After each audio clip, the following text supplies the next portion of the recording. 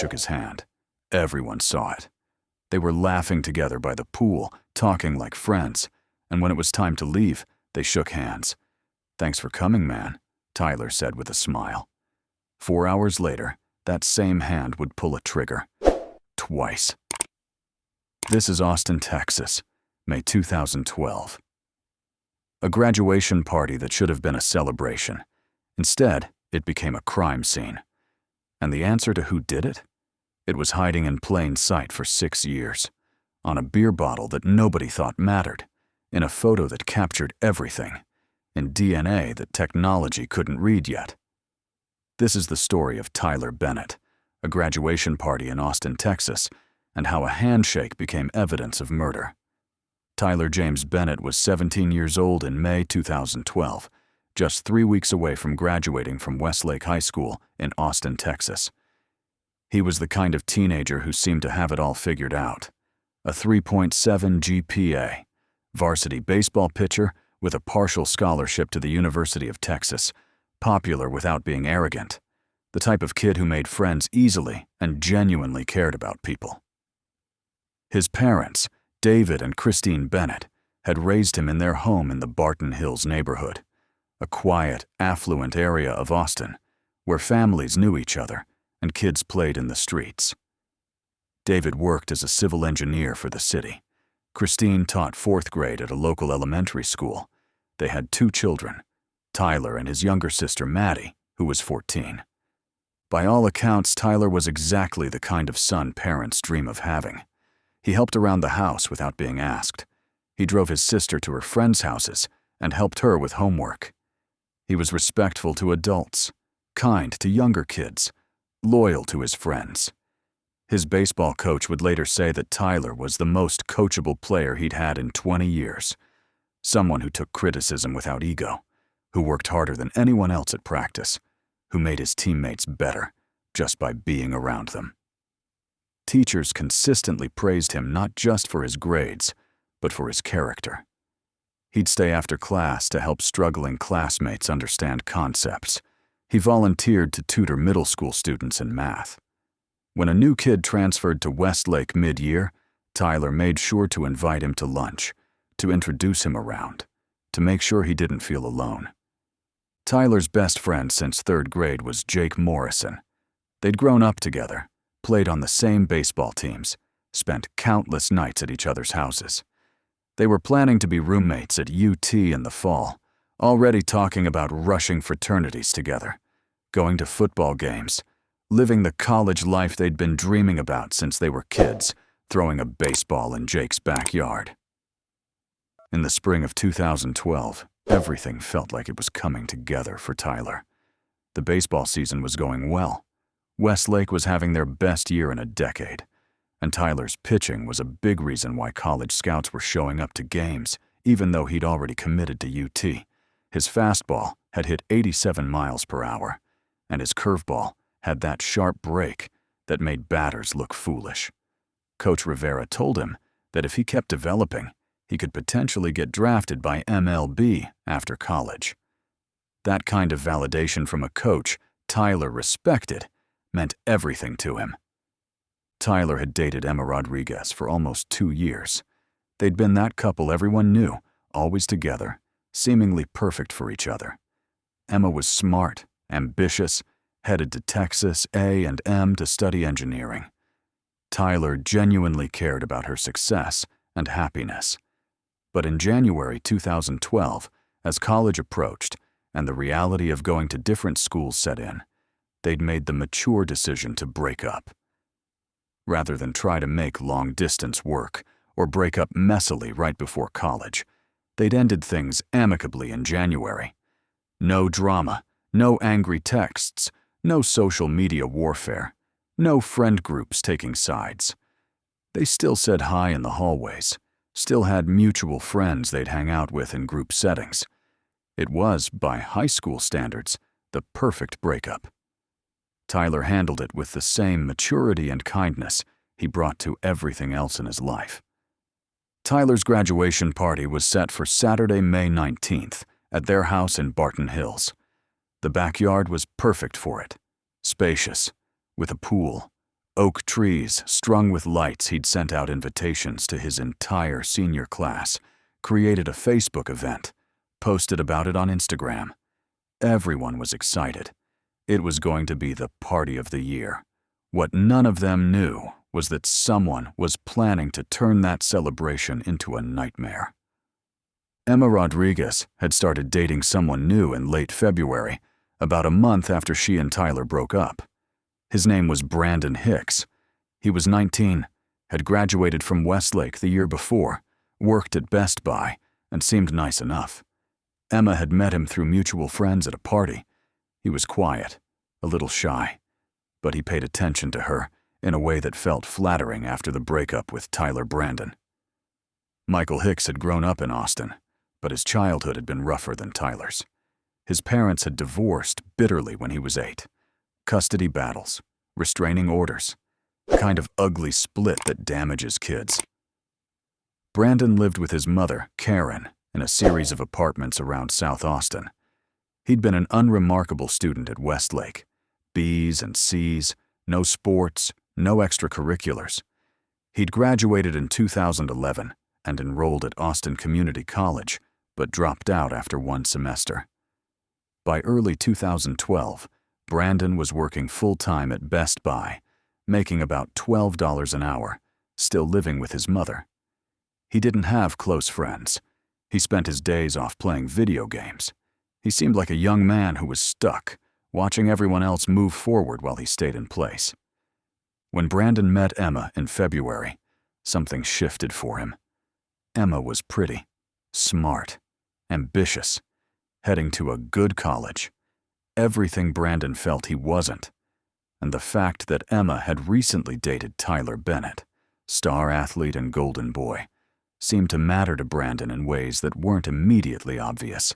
Their first few dates seemed normal. Brandon took Emma to dinner, to movies, to mini golf. But almost immediately, Brandon's questions about Tyler started. At first, Emma thought it was normal insecurity. She'd answer honestly, yes, they'd dated for 2 years. Yes, he was going to UT. No, they didn't really talk anymore. But Brandon kept asking, what was Tyler like as a boyfriend? Why did they really break up? Did Emma still have feelings for him? Was Tyler dating anyone new? The questions felt excessive, but Emma rationalized them as just insecurity. What Emma didn't know was that Brandon's interest in Tyler had become an obsession. In March 2012, Brandon created a fake Instagram account under the name Austin Sports Fan 512. He followed Tyler's public account and scrolled through Tyler's photos obsessively. Pictures from baseball games, photos with friends, posts about the upcoming graduation party.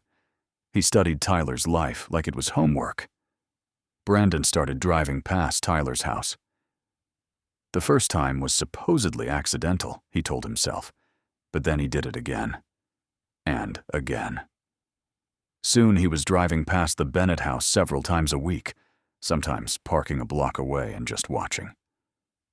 In mid-March, Brandon went to one of Tyler's baseball games. He told Emma he had to work, but he called in sick and drove to Westlake alone. He sat in his car in the far corner of the parking lot with binoculars, watching Tyler pitch. He watched Tyler strike out batters, watched his teammates celebrate with him, watched Tyler's parents hug him after the game.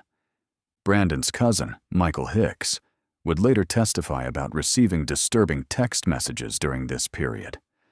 On May 3, 2012, at 2:47 a.m., Brandon had texted, "I think about hurting him every day.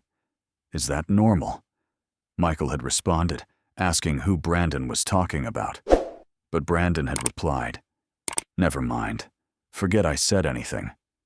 Michael thought Brandon was being dramatic. He didn't take it seriously. Years later, he'd cry on the witness stand describing his regret. By early May, Brandon's online activity revealed clear premeditation.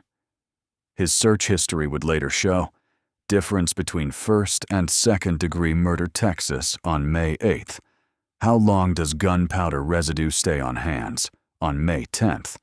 Do home security cameras record at night? On May 12th. And average police response time Austin residential area on May 14th. These weren't impulsive searches made in anger. These were methodical research sessions showing that Brandon was planning something.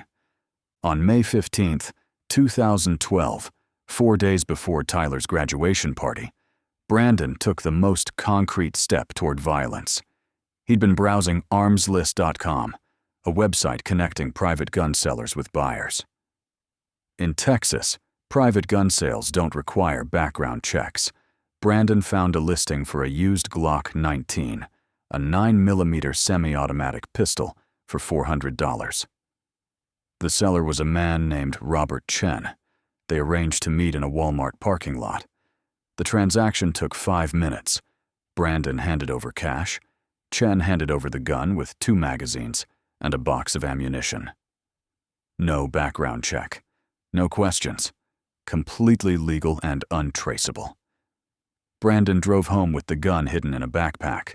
He went to his room, locked the door, and loaded one of the magazines. He'd never owned a gun before. The gun went into his closet, hidden behind textbooks and old clothes. 4 days later would be Tyler's graduation party. Brandon knew about it. Tyler had posted about it on Instagram, basically advertised to the world exactly where he'd be on Saturday. May 19th, Brandon opened his phone's Notes app and typed Tyler's address, 2847 Woodlawn Drive, Barton Hills. Below it, he sketched a rough layout of the property from memory. He was planning to kill Tyler Bennett. Saturday, May 19th arrived with perfect Texas spring weather. Clear skies, low 80s, a slight breeze. Tyler spent the morning with his dad finishing setup in the backyard, hanging string lights, arranging chairs, testing the sound system. Christine was in the kitchen cooking, marinating fajita meat, preparing her famous 7-layer dip. By noon, the backyard looked perfect. Tyler spent the afternoon getting ready, texting friends, posting on Instagram. One photo showed the decorated backyard. This is happening tonight. Another was a selfie in his baseball jersey. Last party as a high schooler. Let's make it count. Brandon saw those posts. He'd been refreshing Tyler's Instagram every few hours. That afternoon, Brandon told his mother he was going out with friends. Around 5 p.m., Brandon drove to Barton Hills. Not to Tyler's house yet, just to the neighborhood. He drove the streets slowly, familiarizing himself with the layout. He found a spot on Highlands Avenue, about 3 blocks from Tyler's house, tucked behind a broken streetlight. He parked and waited. By 7 p.m., cars lined the streets around the Bennett house. Tyler's classmates arrived in groups, bringing presents and drinks, and excited energy. Tyler greeted everyone at the side gate, leading to the backyard, hugging friends, accepting congratulations. The party ramped up quickly. Within an hour, maybe 50 teenagers filled the backyard. Music played. Kids jumped in the pool. Others clustered around the food. Tyler was everywhere. The perfect host. Jake Morrison arrived around 7:30 with their baseball teammates. They'd brought Tyler a signed baseball from the entire team with messages written in Sharpie. Tyler got emotional reading them. The atmosphere was everything a graduation party should be. Joyful, energetic, full of laughter and music, and the particular magic of a warm Texas evening. Brandon Hicks arrived at 8:47 p.m. Multiple witnesses would later confirm the exact time. Brandon had parked his car on that dark side street 3 blocks away, leaving the gun hidden under the driver's seat. He'd decided to go to the party first, unarmed, to see the layout, to watch Tyler. He walked through the side gate into the backyard. The party was in full swing. Brandon stood near the entrance until he found Tyler near the food table, laughing with friends. Jake noticed Brandon first. He nudged Tyler. "Isn't that Emma's new boyfriend?" Tyler looked over, and for just a second, his smile faltered. But then Tyler being Tyler, he recovered. He walked over with his hand extended. "Hey, man. I didn't know you were coming," Tyler said, his voice friendly.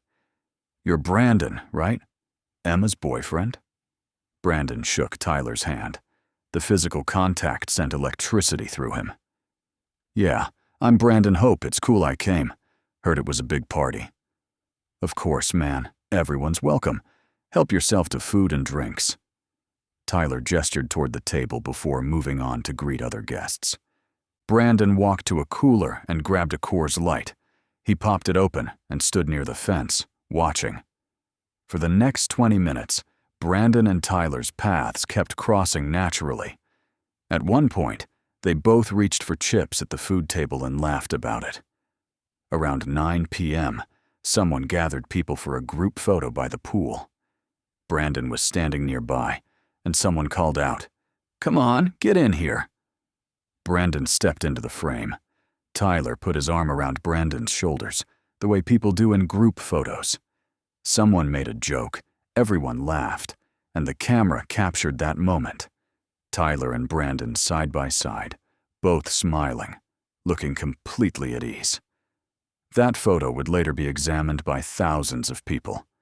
To everyone watching, it looked like two guys being friendly, nothing more.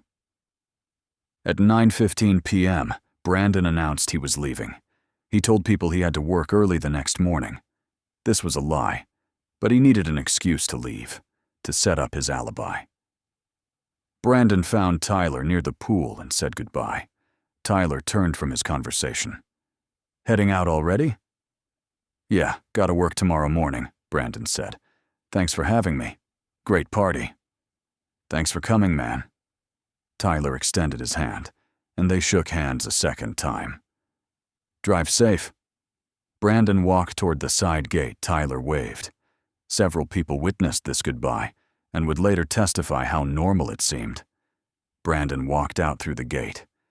What nobody noticed was that the gate didn't fully latch. Brandon walked back to his car 3 blocks away.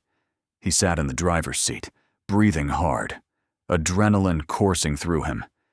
He'd been to the party, talked to Tyler, shaken his hand, established himself as someone who'd been there and left early. Now came the real plan. He reached under the seat and pulled out the Glock 19. He checked the magazine, 15 rounds, fully loaded. He chambered a round, hearing the mechanical sound that meant the weapon was ready. He put the gun in his waistband and waited. Back at the party, the celebration continued. Around 10 p.m., David started grilling burgers. Christine brought out the graduation cake, massive with orange and white frosting. Everyone gathered as Christine lit candles. They sang, and Tyler blew out the candles in one breath. Everyone cheered. Tyler gave a speech standing on a pool chair. "I just want to thank everyone for coming tonight. These past 4 years have been incredible because of all of you." His voice cracked when he thanked his parents. "Okay, enough seriousness. Let's party." The party continued for another hour and 43 minutes. By 11 p.m., some people had left, but about 40 people remained. The energy had shifted to a mellower vibe. Some floated in the pool, talking. Others sat around the fire pit. Tyler moved between groups, spending time with everyone. At 11:38 p.m., Jake came up to Tyler looking embarrassed. "Hey man, I left my phone charger in the pool shed earlier. Can you help me look? It's dark back there." "Yeah, no problem. Let's go find it." The pool shed was in the back corner of the property, near the wooden privacy fence separating the yard from the greenbelt behind their house.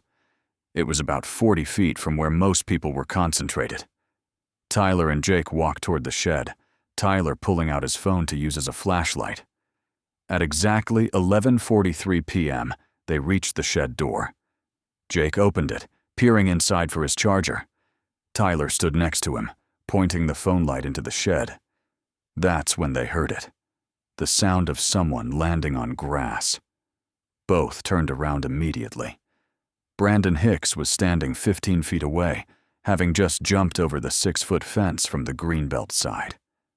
For a fraction of a second, nobody moved. Tyler's brain was processing. Brandon, who'd left more than 2 hours ago, now standing in his backyard having climbed over the fence. "Brandon?" Tyler said. "Did you forget something?" Brandon didn't answer.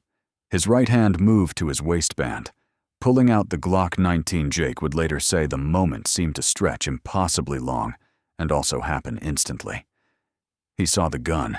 He saw Tyler's face change from confusion to understanding to terror in less than a second. He heard Tyler start to say, "Whoa, whoa, man, what are you?" The first shot was impossibly loud. The 9mm round hit Tyler in the upper left chest, the impact spinning him backward. Tyler's hand went to his chest, and he stumbled against the shed wall. Brandon stepped forward, closer now, maybe 10 feet away. Jake was frozen, unable to process what was happening. Brandon fired again. The second bullet hit Tyler in the neck, just below his jaw on the left side. Blood sprayed against the white shed siding. Tyler's legs gave out, and he collapsed to the ground, falling onto his side in the grass. Jake found his voice and screamed, a raw, primal sound that cut through the music. Brandon looked at Jake for what felt like forever, but was probably less than 2 seconds. Jake was certain Brandon would shoot him too. But Brandon didn't. He turned and ran back to the fence. He jumped, grabbed the top, and pulled himself over. Jake heard him land on the other side, heard him crash through brush, then nothing but the party music and Jake's own screaming. Jake ran to Tyler, dropping to his knees beside his friend. Tyler was on his side, blood pooling beneath him from both wounds, his eyes open but unfocused. "Tyler! Tyler! Stay with me!" Jake was screaming, his hands hovering over Tyler, not knowing what to do. Other people heard Jake screaming. The music was still playing, but people turned toward the back of the yard. Some thought it was fireworks. Tyler's teammate Marcus reached them first. He saw the blood and understood immediately. "Someone call 911, he screamed. "Now!" More people ran toward the back. David Bennett heard the commotion from inside, where he'd gone for ice. He dropped the bag and ran outside. What David saw would be burned into his memory forever. His son lying on the grass, blood everywhere. Jake kneeling beside him crying. A crowd of horrified teenagers. David dropped to his knees next to Tyler. He pressed his hands against Tyler's chest, trying to stop the bleeding. "Call an ambulance!" he screamed. Christine came running from the kitchen. She saw the crowd and knew something had happened to Tyler. She pushed through and saw her son on the ground, her husband trying to stop the bleeding, blood soaking the grass. Christine's scream cut through everything, pure anguish. She fell to her knees next to Tyler, her hands reaching for his face. "Baby, Mommy's here. You're going to be okay. The ambulance is coming." Tyler's eyes moved slightly, focusing on his mother for just a moment. His lips moved like he was trying to speak, but no sound came. Jake tried to explain through sobs. "Someone came over the fence. Brandon. Emma's boyfriend. He had a gun. He just shot him." David heard but couldn't process it. Brandon had been at the party earlier, had shaken Tyler's hand, had left hours ago. Why would he come back? None of it made sense. 7 minutes after the first 911 call, the ambulance arrived. Paramedics rushed through the side gate and the crowd parted. The senior paramedic knew immediately how serious this was. The chest wound had likely hit his lung. The neck wound had severed major vessels. They loaded Tyler onto a stretcher and rushed to the ambulance. "We're taking him to Del Seaton Medical Center," a paramedic said. "Meet us there." The ambulance pulled away with lights and sirens. David grabbed Christine's hand. "Come on, we have to go." They ran to their car and sped toward the hospital. Back at the house, police had arrived. Officers were securing the scene, separating witnesses. Jake, still covered in Tyler's blood, sat near the shed with an officer. "His name is Brandon Hicks," Jake kept saying. "He was here earlier. He left. Then he came back. He jumped the fence. He shot Tyler. Twice." Detective Michael Torres arrived at 12:17 a.m. The scene shocked him. A graduation party transformed into a crime scene. Traumatized teenagers everywhere. Blood on the grass, parents arriving to find police cars. Torres organized the investigation. The backyard needed processing. Witnesses needed interviews. And they needed to find Brandon Hicks immediately. At 12:31 a.m., as Torres coordinated the investigation, at that exact moment, 8 miles away at Del Seaton Medical Center, Dr. Jennifer Walsh stood with David and Christine Bennett, telling them their son was dead. Tyler had arrived in critical condition. The trauma team performed emergency surgery, but the injuries were too severe. Tyler James Bennett was pronounced dead at 12:31 a.m. on May 20th, 2012. He never regained consciousness. 17 years old, 3 weeks from graduation. Dead on what should have been one of the happiest nights of his life. At the crime scene, Torres received the news over radio. He closed his eyes, processing. This was now homicide.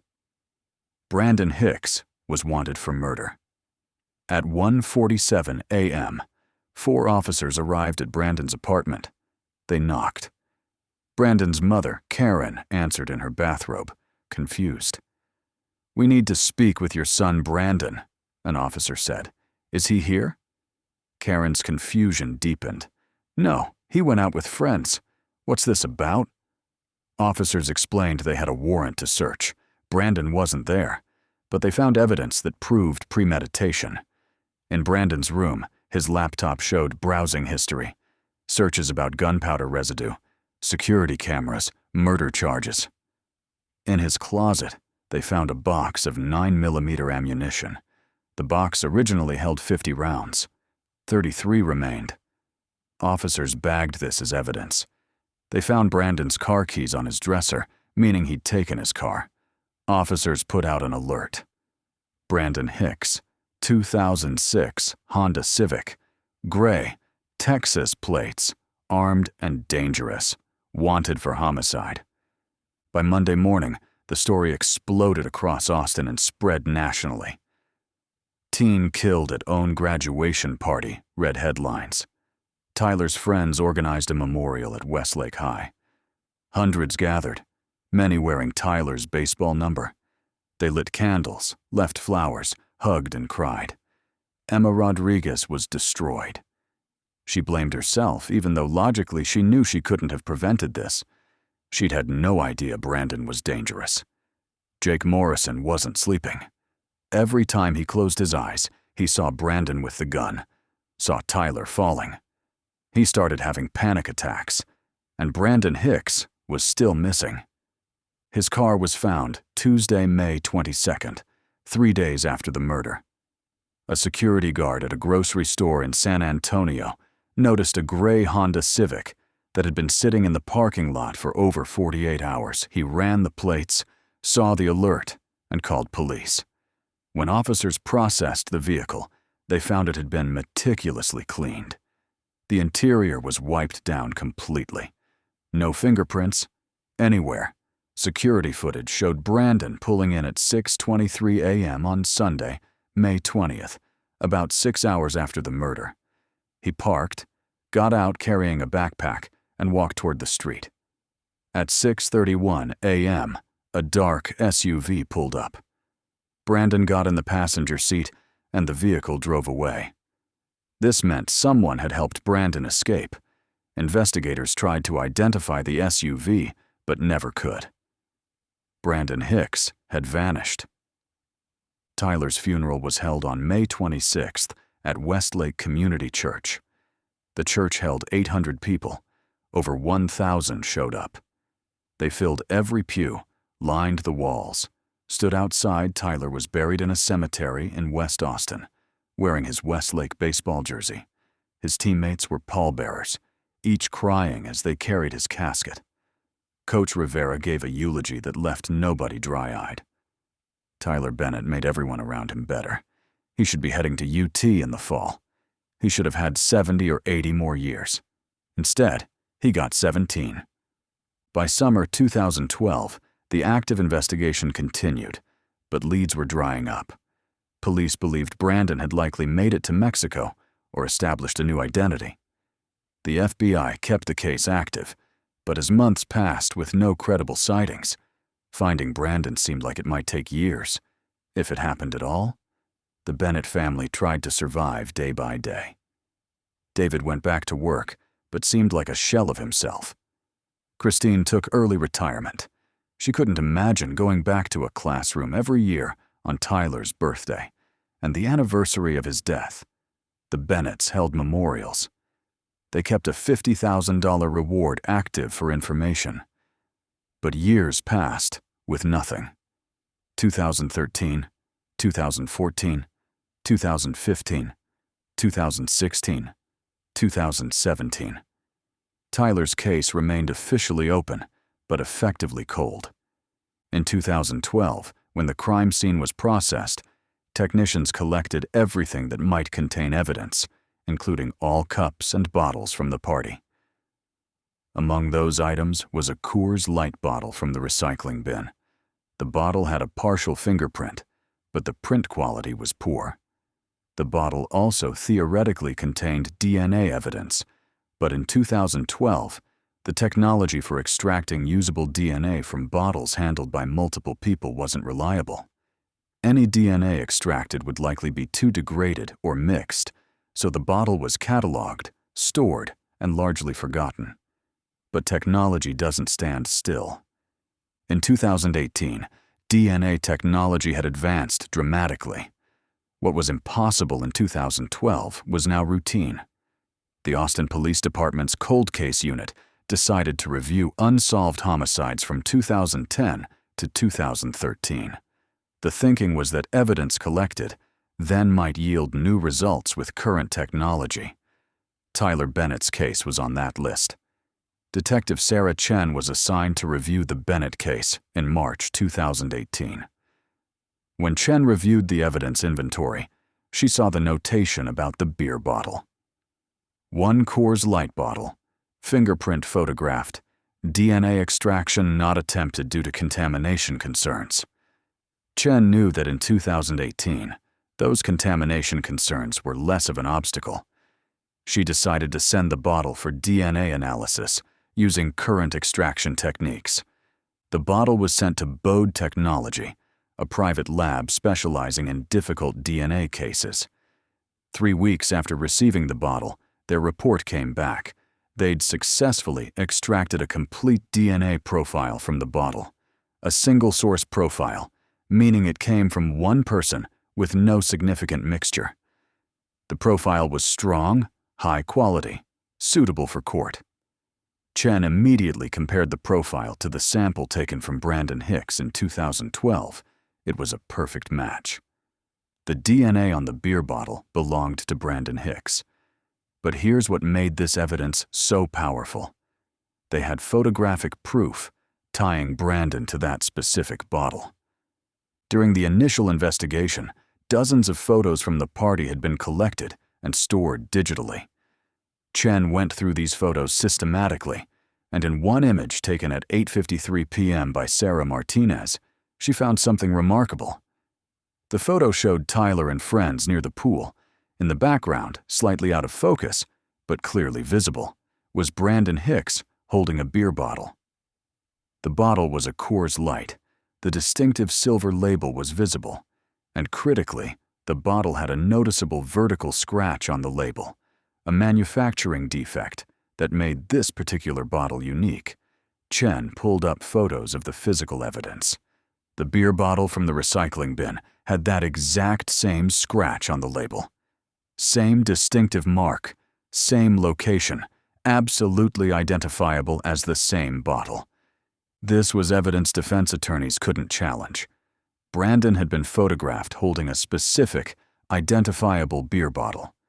That bottle was recovered from the crime scene. Brandon's DNA was on that bottle. It placed him definitively at the scene, established direct physical connection. Chen felt her pulse quicken. Realizing the significance, she immediately called her supervisor, then the district attorney's office. Tyler Bennett's case was about to become active again. The FBI increased efforts to find Brandon. They revisited old leads, re-interviewed people, analyzed financial records. They found nothing. Brandon had either established a completely new identity or survived entirely off the grid. Then in August 2018, 6 years and 3 months after Tyler's murder, the break came. An anonymous tip came into Crime Stoppers of Albuquerque, New Mexico. The caller said they'd been working on a construction site with a man calling himself Daniel Martinez. The caller had seen Daniel without his usual baseball cap and beard, and something about his face seemed familiar. Later, scrolling through old wanted posters online, the caller saw Brandon Hicks's photo and thought the resemblance was striking.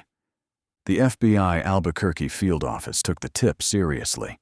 They surveilled the construction site, got photos of Daniel Martinez, and ran facial recognition analysis. Despite the beard, extra weight, and 6 years of aging, the facial recognition software indicated a 94% probability match. On August 23, 2018, FBI agents watched as Daniel Martinez arrived at a construction site in southeast Albuquerque. He wore jeans, work boots, a high-visibility vest, and a baseball cap. He'd grown a full beard and gained probably 30 pounds since 2012, but agents became confident they'd found him. At 6:15 a.m. on August 24, 2018, Brandon Hicks, living as Daniel Martinez, pulled into the construction site parking lot. He got out, grabbed his lunch cooler, and started walking toward the site trailer. 6 FBI agents and 4 Albuquerque police officers moved in simultaneously, weapons drawn. "Brandon Hicks, FBI, get on the ground!" For a split second, Brandon froze. Then he ran. He dropped his cooler and sprinted toward the street, running faster than agents expected. But he made it about 50 feet before 2 agents tackled him, driving him face first into the gravel. Brandon fought. It took 3 agents to get him restrained and handcuffed. "Brandon Hicks, you're under arrest for the murder of Tyler James Bennett," one agent said. The arrest made national news within hours. Tyler's parents cried when they got the call from Detective Chen. After 6 years of waiting, Brandon Hicks was finally in custody. Brandon was extradited to Texas. He sat through interrogations in complete silence, offering no explanation, no defense. But prosecutors didn't need his confession. They had overwhelming evidence. They had Jake Morrison's eyewitness testimony. They had dozens of witnesses from the party.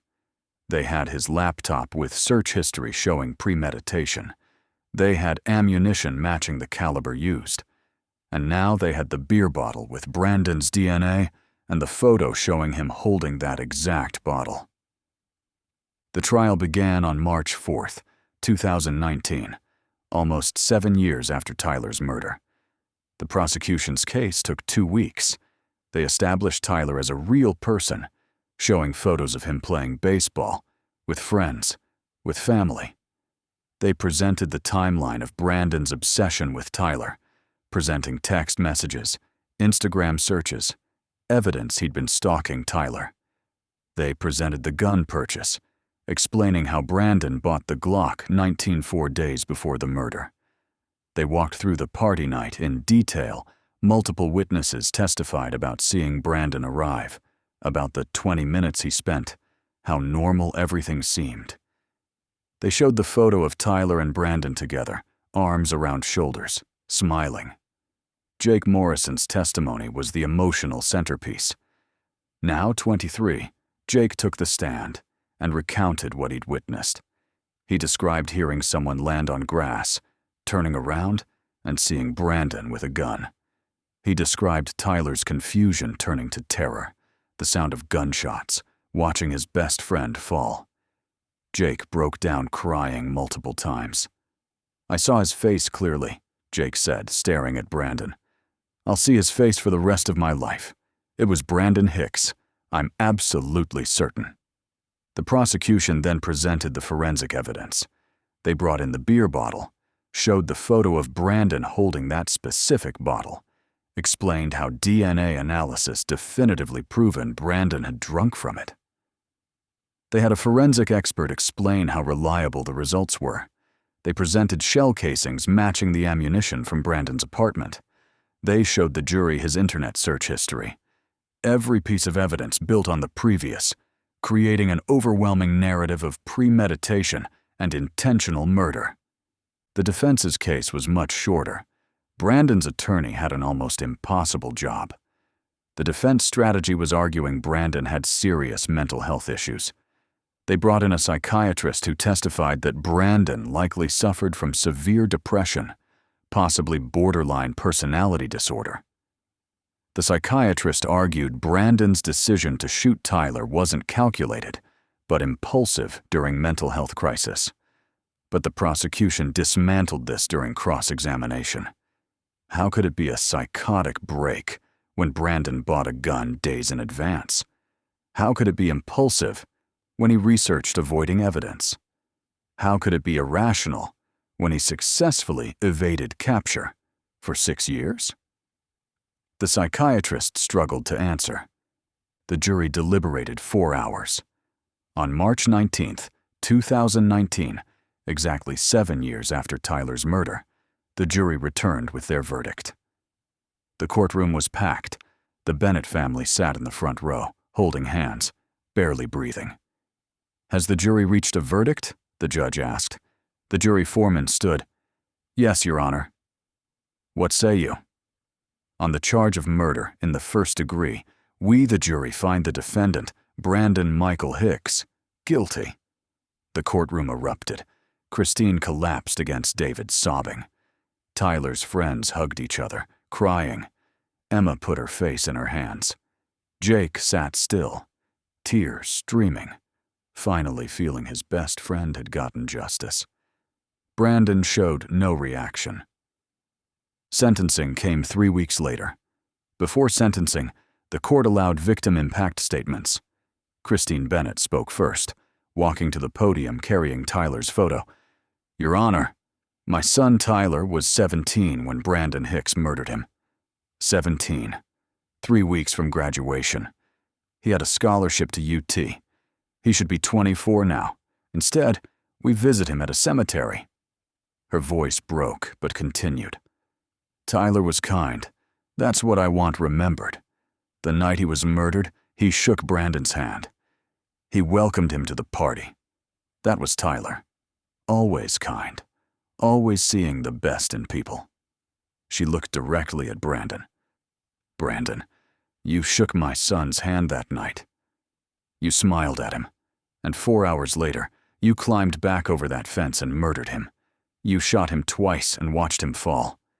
Then you ran like a coward and hid for 6 years while we suffered. I will never forgive you. I hope you think about Tyler every single day for the rest of your life." Judge Richard Martinez looked at Brandon. "Mr. Hicks, do you have anything to say before I pronounce sentence?" Brandon's attorney whispered to him, but Brandon shook his head. He remained silent. He offered no apology, no explanation, no remorse. The judge looked at Brandon with undisguised contempt. "Mr. Hicks, what you did to Tyler Bennett ranks among the most calculated and cold-blooded murders I have encountered. You planned this crime. You executed it. And then you fled and hid like a coward while this family suffered. Tyler Bennett was 17 years old, with his whole life ahead. You took that away because of jealousy and obsession." The judge paused, then pronounced sentence. "Brandon Michael Hicks, for the crime of murder in the first degree, I hereby sentence you to life imprisonment without the possibility of parole. You will spend the rest of your natural life in prison. You will die in prison." Brandon was led away in handcuffs. He glanced back once at the gallery before disappearing through a door to holding cells.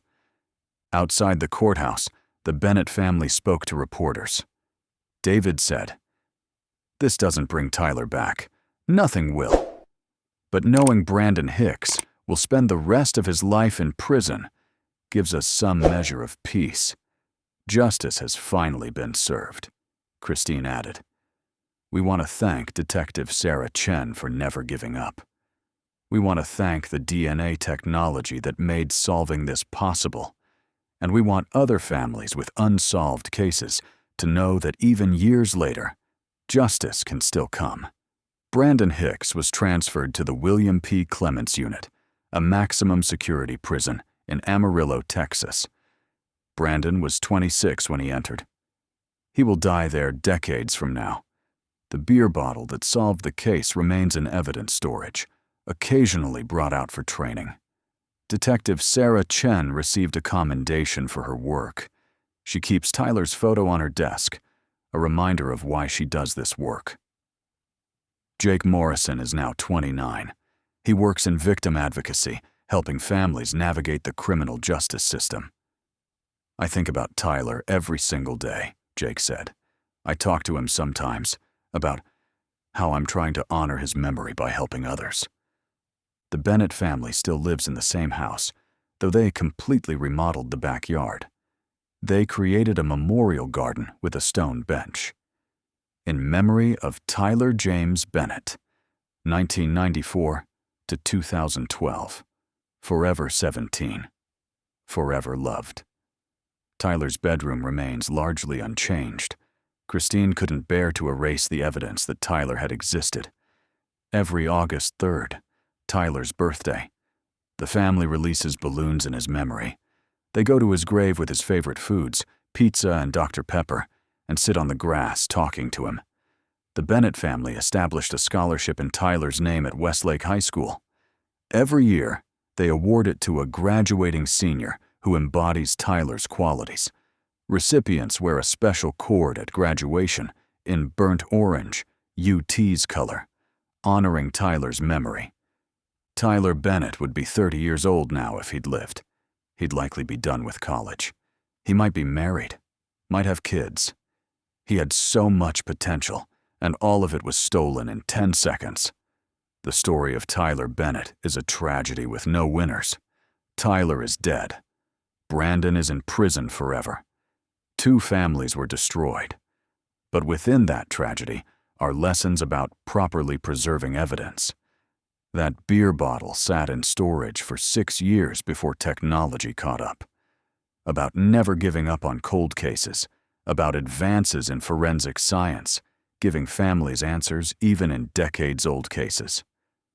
Brandon exhibited numerous red flags: obsessive behavior, stalking, violent ideation in text messages, internet searches about committing murder. His cousin received that disturbing text and didn't tell anyone. Emma noticed Brandon asked about Tyler constantly, but thought it was just insecurity. If someone had intervened, maybe Tyler would still be alive. Tyler's case has become part of larger conversations about violence, mental health, gun access. Christine Bennett speaks at events advocating for better mental health resources. She says if talking about Tyler's death can help prevent even one other family from experiencing this loss, then something meaningful will have come from his murder. The photo of Tyler in his baseball uniform shows a young man with his whole life ahead. He's smiling, confident, full of promise. That's how people who knew Tyler remember him, not as a murder victim, but as a real person who was kind and talented and loved. On May 19th, 2012, Tyler Bennett did what he always did. He was kind to everyone. He welcomed a guest. He shook Brandon's hand and treated him with respect. That kindness should have been met with the same in return. Instead, it was met with violence and murder. Justice eventually came for Tyler, though it took 7 years. Brandon Hicks is in prison for life. The beer bottle he casually drank from and tossed into recycling became the key evidence that convicted him. He literally handed police the evidence that would send him to prison forever. There's a certain poetry in that. His meticulous planning was undone by something he didn't even think about: a casual beer at a party, photographed and preserved and eventually analyzed with technology that didn't exist when he committed his crime. Today, Tyler James Bennett rests in Austin Memorial Park Cemetery under a headstone engraved with a baseball and the words, "Forever our champion." His grave is frequently visited by family and friends who leave baseballs, flowers, and notes. This case reminds us that evil exists, that violence can come from unexpected places. But it also reminds us that justice, though sometimes delayed, can still arrive. That evidence preserved properly can solve cases years later. And most importantly, it reminds us to be like Tyler. Kind, welcoming, seeing the best in others. Because the world needs more people like Tyler Bennett. Tyler Bennett was 17 years old. He loved baseball, his family, his friends. He was excited about college. He threw a graduation party to celebrate. He shook someone's hand and welcomed them. 4 hours later, he was murdered. 6 years after that, DNA evidence on a beer bottle brought his killer to justice. That's the story. And Tyler's family will live with that reality every single day for the rest of their lives.